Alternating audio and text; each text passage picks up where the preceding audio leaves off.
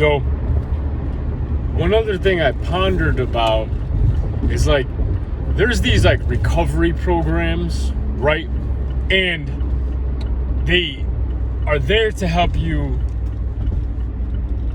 walk through these steps to get into a more functional state of mind, if you will. A more sort of fit for society, back on your feet, no longer abusing, becoming dependent upon substances that are making you dysfunctional, if you will, okay? Let's go with that premise. There's those programs, right? And they're based upon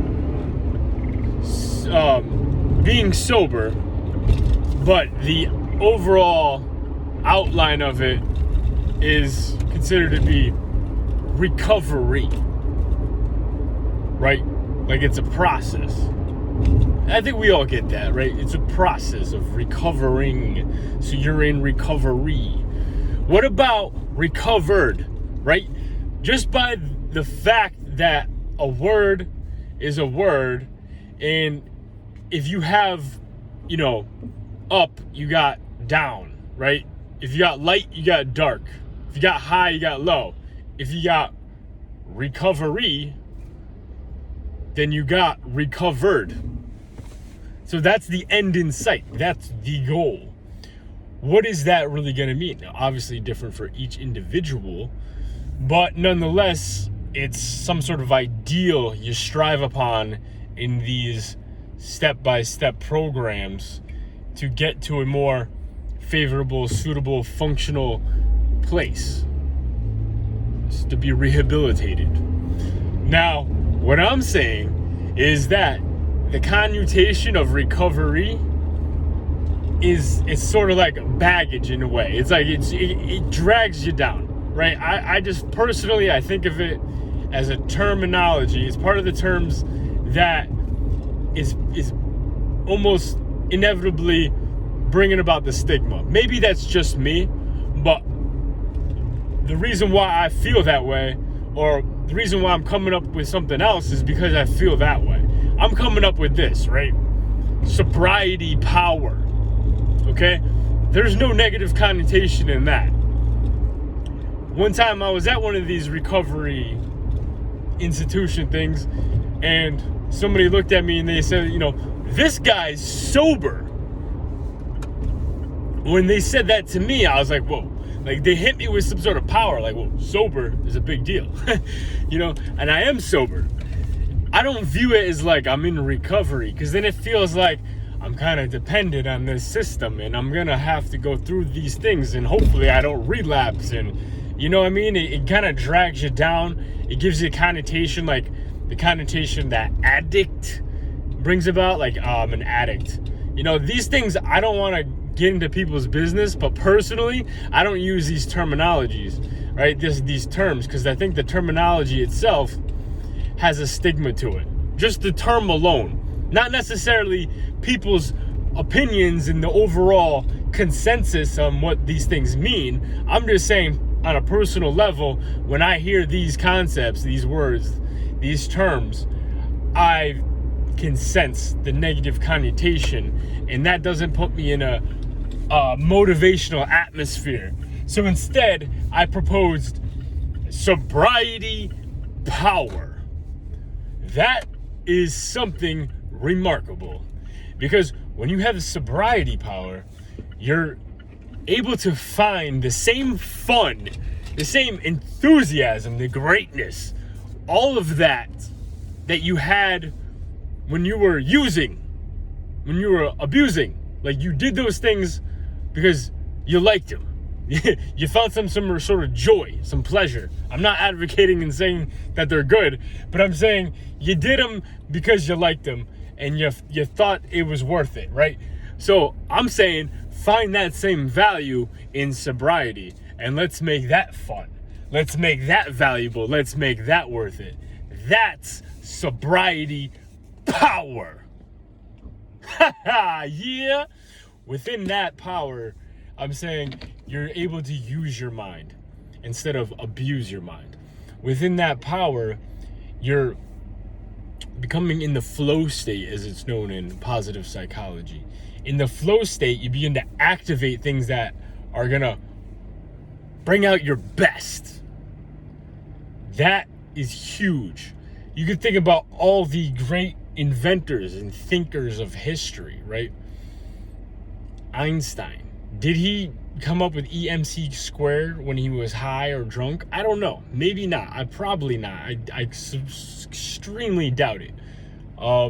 Freud did discover a lot of things when he was on cocaine. Let's not go there. But the point is, these people who did the great things, Elon Musk smokes pot. Okay. We're getting a little bit of murky water here.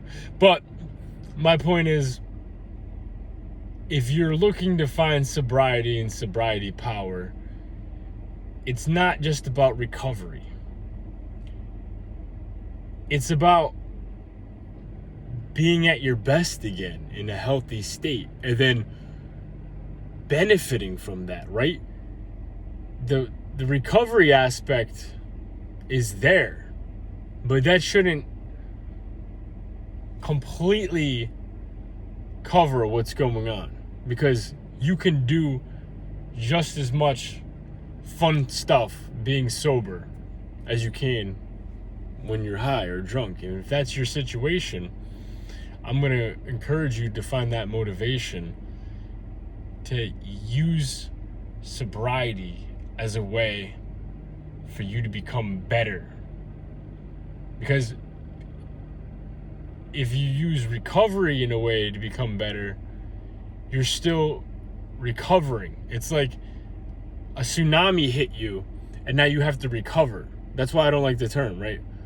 It's like, oh no, I'm still dependent. Maybe that's the situation for some people, but I'm saying once you get past recovery and then you're recovered, once you're recovered, you can begin to use sobriety power.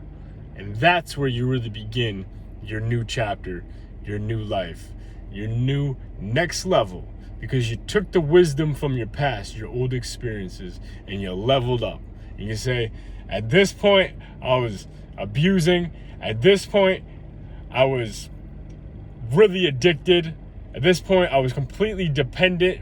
At this point, I was a full-blown junkie, alcoholic, whatever. And at this point, I sought help. I sought help from others. And then they helped me get into a program where I found how to be recovery. I went through recovery, and then I got recovered, and now I'm sober, and now I'm using this sober power, sobriety power. And that's where you can link up to the other half of yourself. Here you are on earth ground with the earthly desires tempting you,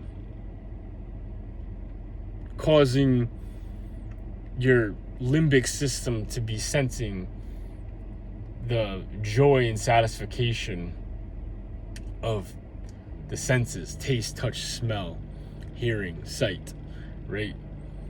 And those things are intriguing. It's sensuality. That's your old self, like an animal.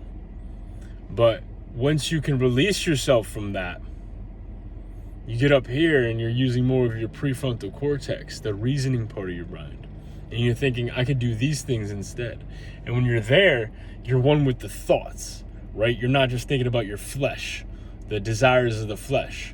And when you can get beyond all that, the desires of flesh, you're part of your soul. And when you're part of your soul, you're with these good thoughts, this good energy. You're not just flesh, you're spirit, right? And when you're using the spirit, you're becoming one with the light. The light is the energy. It's the giant source of all energy, like the sun. And what is the sun? Is a fucking star. And when you can get up here, you can shine on. So shine on. Be the star that you are. Yeah.